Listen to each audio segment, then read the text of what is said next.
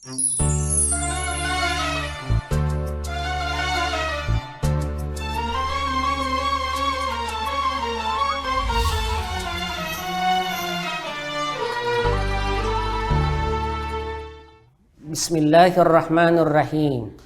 Assalamualaikum warahmatullahi wabarakatuh. Alhamdulillahi rabbil alamin. Alhamdulillahilladzi ja'alana minal muslimin. Allahumma salli wa sallim ala sayyidina Muhammadin.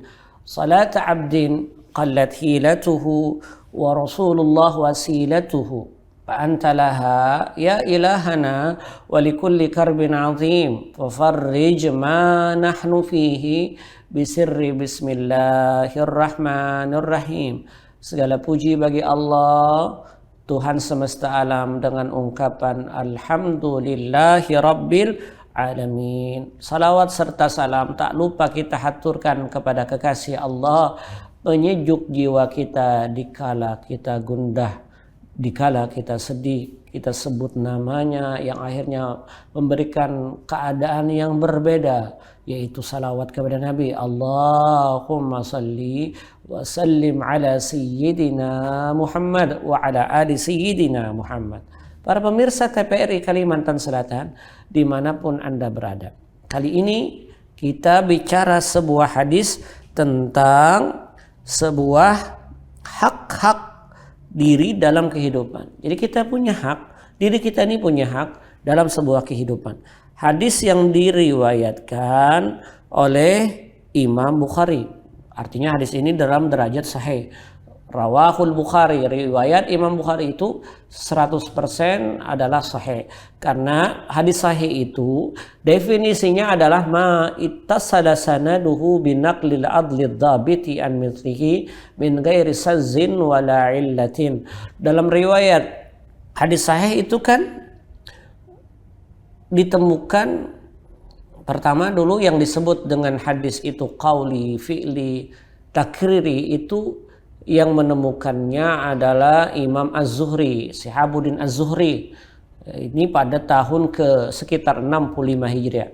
Lalu ada pembagian. Sedangkan Ar-Rumah Rumzi itu menemukan metodologi yang sebenarnya metodologi ini sudah ditetapkan para imam-imam terdahulu. Imam seperti Imam Asy-Syafi'i, beliau sudah memiliki metodologi lebih awal. Imam Malik bin Anas, karena itu ketika kita mengkaji Al-Muwatta Imam Malik bin Anas, wajar kalau ada orang mengatakan hadisnya munqati maktu. Tapi kalau berdasarkan orang yang talaki dengan guru, dengan para masyayikh yang belajar ilmu hadis, mengenal bahwa Al-Muwatta itu sekalipun ada munqati, tapi dia sarananya hadisnya didukung oleh hadis-hadis sahih. Makanya tak mungkin Imam Malik mengumpulkan hadis yang tidak bernada daripada baginda Rasulullah SAW. Jadilah tertulis di sebuah risalah ad-doktorah oleh Sayyid Muhammad bin Alwi al-Maliki. Beliau kaji, tahqiq, kemudian tahlil, kemudian beliau ungkap apa yang berlandaskan di dalam kitab Al-Muwatta lil Imam Malik ibn Anas. Nah baik, hadis diceritakan lalu dikatakan hadis itu sahih. Maka hadis sahih itu syaratnya ittisalus sanad, harus tersambung sanadnya, binaqlil adlid dhabiti an mithlihi. Kemudian dia yang kedua harus dibawa oleh perawi yang adil dan dobit dari satu tabakat ke tabakat yang lain. Kemudian yang ketiga min ghairi sazzin, tidak boleh ada saz. Yang keempat tidak boleh ada illah atau penyakit di dalamnya. Penyakit itu saz dan illah ini adalah penyakit yang berbeda. Saz adalah kaitan dengan kepribadian, illah kaitan dengan ketelitian. Jadi dhabt itu adalah ketelitian. Jadi ketelitiannya misalnya dia hafal, kekuatan hafalannya. Kalau terkait dengan kepribadian misalnya dia tak sanggup menjaga etika muruahnya, itu juga bermasalah di dalam ahli hadis. Nah hadis diceritakan oleh Abi Zuhaifah Wahab bin Abdullah radhiyallahu taala anhu. Kita baca hadisnya. An Abdillah an Abi Juhaifah Wahab bin Abdullah radhiyallahu taala anhu wardah qala akhan Nabi sallallahu alaihi wasallam baina Salmana wa Abi Darda. Fazara Salmanu Aba Darda fara'a Umma Darda mutabadzilatan. Ay mutabadzilatan yaitu maksudnya kusang kusut, baju tidak bersetrika dan sebagainya. Faqala ma sya'nuki? Qalat akhuka Abu Darda laisa lahu hajatun fid dunya.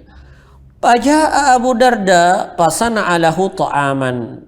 Fasana'a yani fasana'a Salman. Faqala lahu qul fa inni sa'imun. Yani qul ya Salman fa inni sa'imun. Qala ma ana biakilin hatta ta'kula fa'akilu. Fa'akala falamma kana al-lailu dhahaba Abu Darda yaqumu faqala lahu nam. Fanama thumma dhahaba yaqumu faqala lahu nam. Falamma kana min akhir al-laili qala Salman qumul an fasaliya jami'an. فقال له سلمان إن لربك عليك حقا وإن لنفسك عليك حقا ولأهلك عليك حقا فأتي كل ذي حق حقه. فأتى النبي صلى الله عليه وسلم فذكر أي جميع المذكور ذلك في القصص يعني في القصة التي يقصها سلمان. Faqala Nabi sallallahu alaihi wasallam sadaqa Salman. Ini cerita. Hadis riwayat Wahab bin Abdullah radhiyallahu taala anhu. Wahab bin Abdullah termasuk sahabat Nabi yang muslim di wilayah Madinah Al-Munawwarah. Dia termasuk sahabat yang lebih banyak bercerita tentang keadaan sekitar karena orangnya suka bersilaturahmi di sekitarnya. Jadi Abu Zuhaifah ini yang disebut dengan namanya Wahab bin Abdullah radhiyallahu taala anhu. Dia mendapatkan hadis diantaranya dari sebagian kalangan dari Abu Bakar, Umar, Utsman, kemudian dari Ali, dari Salman, dari Abu Darda dan sebagainya. Salman adalah sosok orang dari Parsia. Makanya disebut dengan Parsi. Salman adalah sahabat Nabi yang pernah dulu mengetes Nabi ketika datang di Madinah. Salman ingin tahu berapa besar keadaan Nabi Muhammad SAW dengan dakwahnya, apakah dia benar atau tidak. Salman mencek dengan memberikan kategori sedekah. Lalu Salman memberikan ketika Nabi masuk kota Madinah, kata Salman, hadan nabiyyu, ini adalah nabi kata orang-orang. Lalu fa'ata Salman memberikan sedikit kurma, diberikan hadhihi shadaqatun lak, kata Salman kepada Nabi, ini adalah sedekah untukmu. Lalu Nabi memanggil sahabat-sahabatnya yang lain, kulu fa'atu alaihim, berikan kepada yang lain, silahkan makan. Nabi menggenggam tangannya, di dalam tangannya itu ada satu biji kurma yang tidak dimakannya. Lalu Salman sembari mengatakan kepada Nabi Muhammad SAW, lima ta'kulu ya Nabi, kenapa engkau tidak memakan kurma tersebut ya Nabi? Lalu kata Nabi Muhammad, innama kuntu lam akul qat, aku tidak memakan makanan, kata Nabi Muhammad, dari hasil sedekah. Fa'amana Salman beriman karena di dalam teks bahwa Rasul sallallahu alaihi wasallam ditulis di dalam kitab-kitab terdahulu seorang nabi tidak akan memakan sedekah. Bagaimana cerita selanjutnya dalam hadis ini? Cerita Salman, Abu Darda, dan bagaimana cerita hidupnya untuk memenuhi hak pribadinya. Kita akan lanjutkan hadis ini setelah yang satu ini. Tapi pada masa itu, kan Abu Darda adalah orang berkecukupan. Orang yang berkecukupan dan mampu untuk menanggung segala sesuatunya. Tapi kenapa punya istri yang tidak terurus?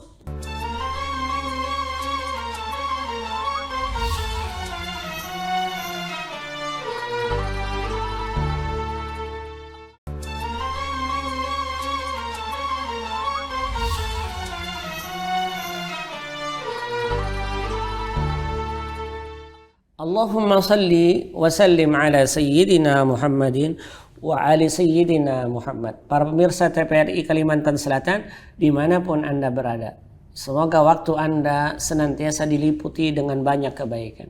Terlebih ketika menyaksikan Mutiara Hadis di depan televisi, sebutan nama Nabi senantiasa terdengar di telinga Anda. Lalu ketika mendengar nama Nabi, Anda mengatakan Allahumma salli ala Muhammad. Wa innama aqrabu manzilatan yaumal qiyamah bin nabi, orang yang paling dekat di hari kiamat dengan Nabi, aktsaruhum salatan alayya, orang yang paling banyak menyebut namaku, kata Rasul sallallahu alaihi wasallam. Dan kita mengkaji hadis, tidak sedikit kita sebut dalam satu episode ini nama Nabi Muhammad, lalu kita bersalawat kepada Rasul sallallahu alaihi wasallam. Apa ceritanya?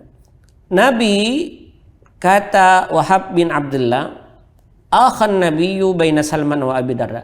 Kondisi masyarakat Madinah dan Mekah, Muhajirin wal Ansar ketika datang ke kota Madinah, mereka ini dalam kondisi orang Ansar karena mereka menjadi tuan rumah, Muhajirin karena mereka berpindah, yang pada masa berpindah tidak semuanya memiliki materi. Ada contoh Suhaib yang dulu ketika berpindah dia banyak memiliki barang dagangan, diambil pada masa itu oleh orang-orang non-muslim, kafir Quraisy mengambilnya. Dari hasil pengambilan ini dibawa barang ini menuju kota Syam. Untuk apa? Diceritakan bahwa barang-barang mereka, hasil rumah mereka, apa yang terjadi pada masyarakat Mekah yang diambil, dirampas, kemudian diambil paksa, semua dijadikan sebagai sarang dari Abu Jahal, dijadikan sebagai barang dagangan, dibawa ke kota Syam. Terdengar oleh masyarakat Madinah, mereka membawa barang-barangnya ke kota Syam. Akhirnya terjadilah ditahan di sebuah wilayah namanya Badar.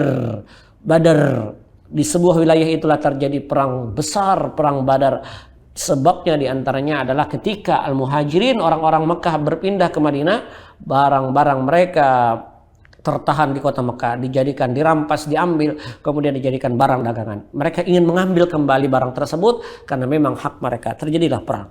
Nah, sarananya ketika para Muhajirin datang ke kota Madinah, agar orang-orang Ansar ini memiliki peka di dalam kehidupan, lalu akhirnya Nabi mengangkat saudara angkat. Ada mengangkat anak angkat, ada mengangkat saudara angkat. Di antaranya akhan nabiyyu baina Salman wa Abi Darda. Nabi mengangkat ini saudaramu, ini saudaramu. Di antaranya Salman dan Abu Darda.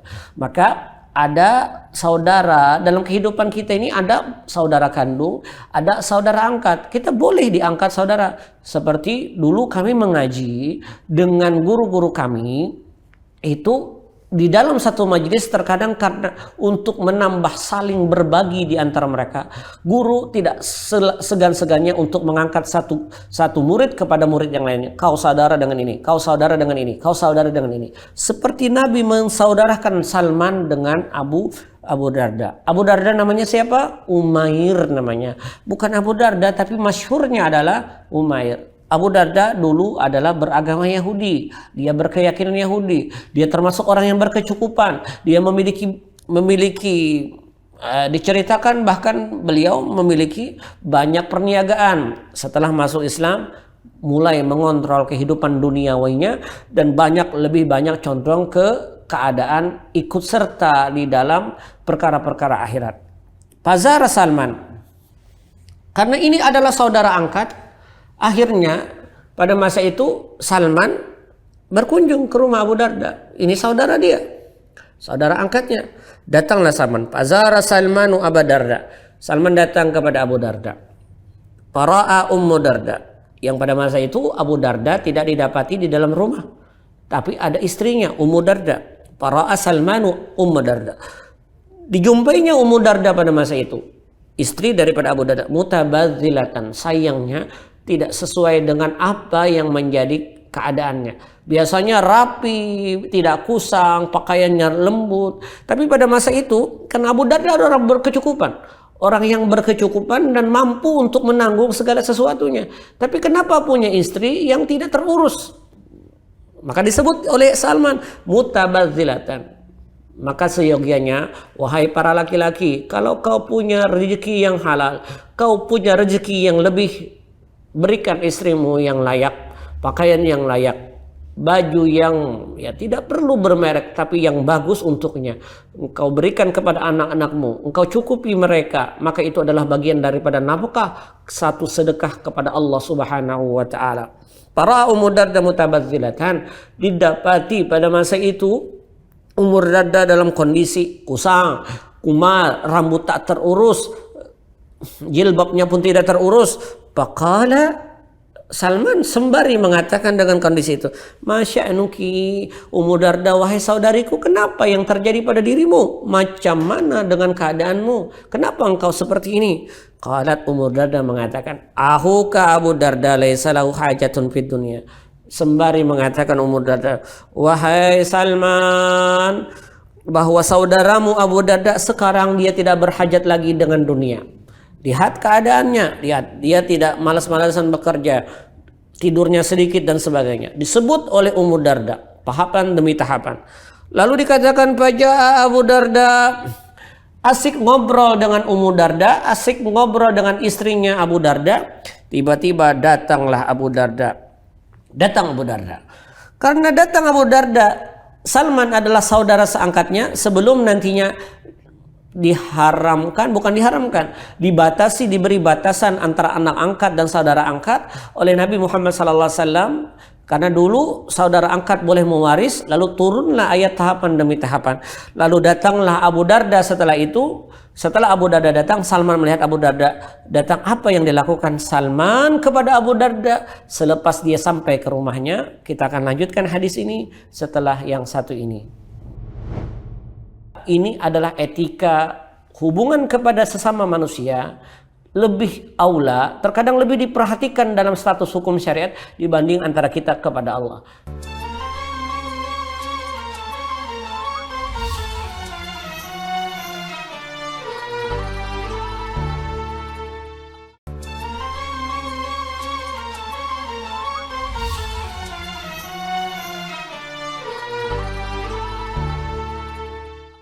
Allahumma salli wa sallim ala sayyidina Muhammadin wa ali sayyidina Muhammad. Para pemirsa TVRI Kalimantan Selatan dimanapun Anda berada, semoga Allah senantiasa memberikan waktu yang terbaik untuk kita dan sebagai persiapan menuju alam nantinya. Hadis yang diceritakan oleh Wahab bin Abdullah tentang Salman dan Abu Darda. Datanglah Abu Darda membuatkan oleh Salman. Jadi ketika Abu Darda datang, karena dia saudaranya, saudara angkatnya, lalu Salman membuatkan makanan untuknya. Pasana alahu ta'aman, dibikinkan makanan. Apa makanannya? Allahu a'lam. Karena ini isim nakirah.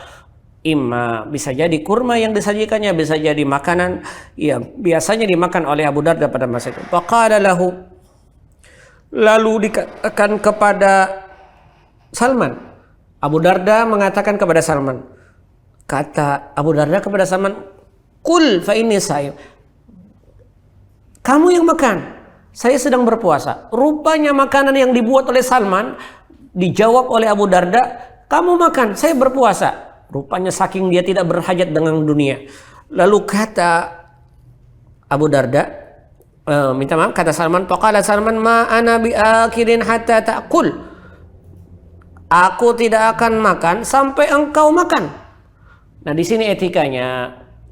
Sebagian sarah daripada Imam Nawawi, kalau kita berpuasa sunnah, tiba-tiba kita mendapati orang datang bertamu kepada kita atau kita bertemu dengan orang lain yang apabila kita suguhkan makanan atau dia mengajak kita makan, lalu kita tidak makan, dia tersinggung, maka sunnah bagi kita untuk membuka, artinya kita berbuka puasa di waktu itu. Sebab kenapa? Ini adalah etika hubungan kepada sesama manusia, lebih aula, terkadang lebih diperhatikan dalam status hukum syariat dibanding antara kita kepada Allah. Sebab sebagian perkataan Imam Nawawi mengatakan, karena puasa akan hanya mengajak Anda ke dalam surga, tapi berbuat baik kepada orang lain ketika orang berderma dengan kita makanan atau membuatkan makanan, dia tak akan mendapatkan respek kebaikan ketika kita tidak memakan makanannya.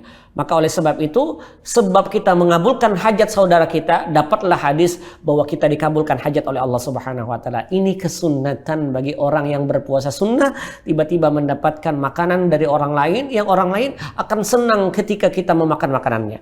Lihat Abu Darda ketika Salman mengatakan, ma'ana bi'akidin, saya tak akan makan sampai Anda makan.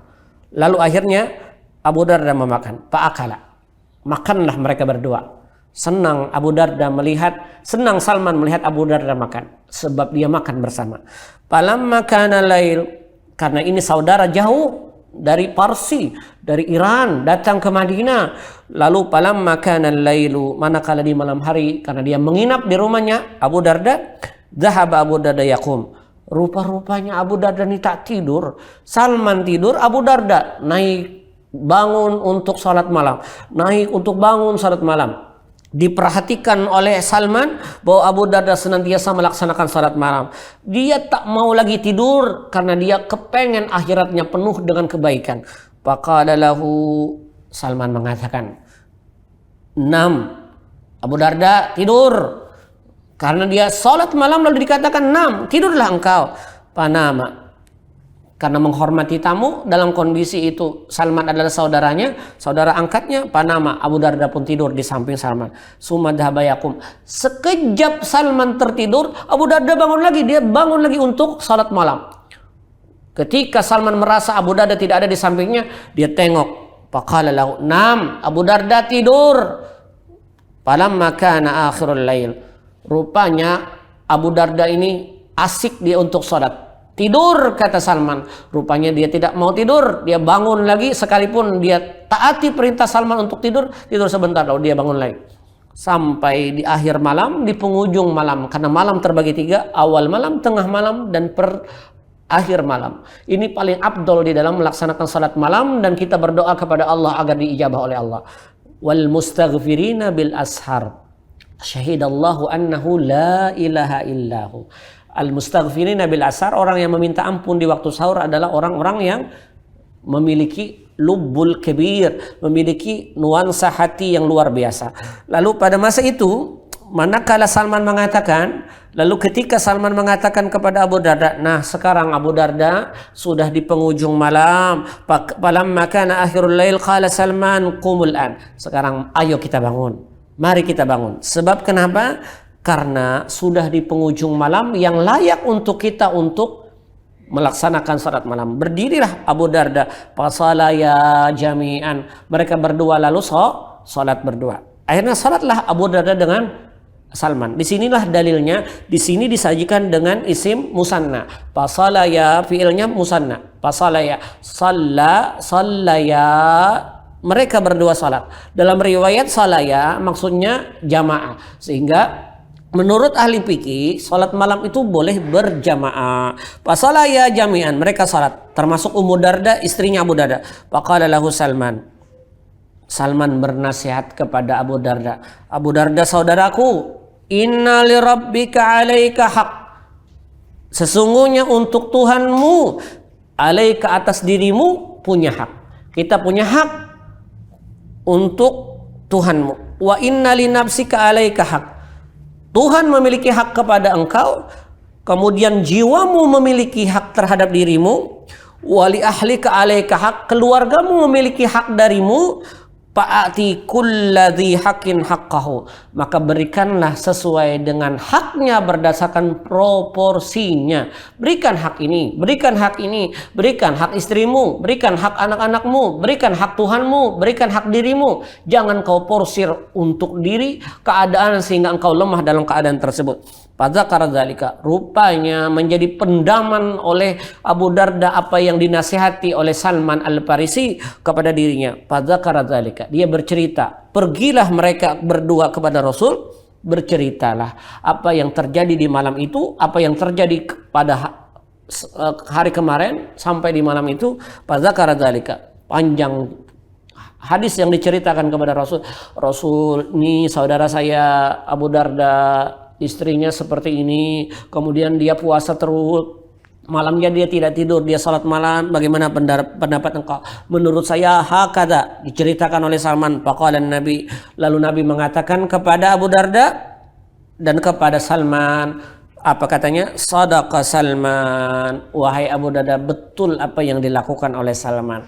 Inilah yang disebut hak yang wajib kita tunaikan, hak diri dalam kehidupan. Ada masanya kita bertawajuh kepada Allah. Dan kita sudah pernah mengkaji di dalam hadis yang pernah diriwayatkan oleh Imam Bukhari, bahwa di antara pemudah pintu rezeki kita adalah kita memiliki waktu kepada Allah dalam setiap harinya. Munajatlah kepada Allah di masa orang-orang tertidur, karena itu adalah bagian dari pembuka pintu rezeki.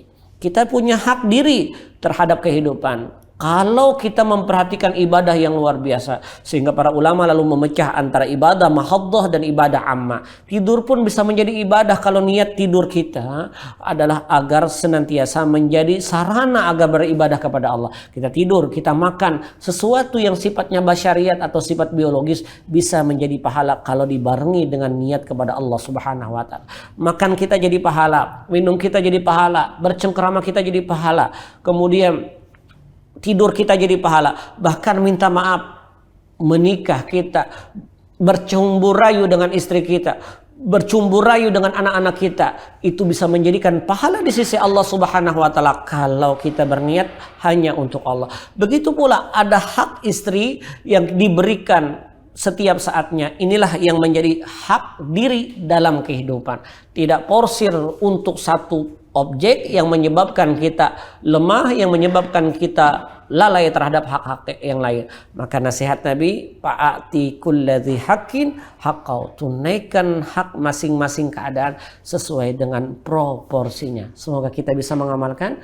Aqulu qauli hada wa astaghfirullah li wa lakum wa lisairil muslimin. Subhanakallahumma wa bihamdika asyhadu an la ilaha illa anta astaghfiruka wa atubu ilaik.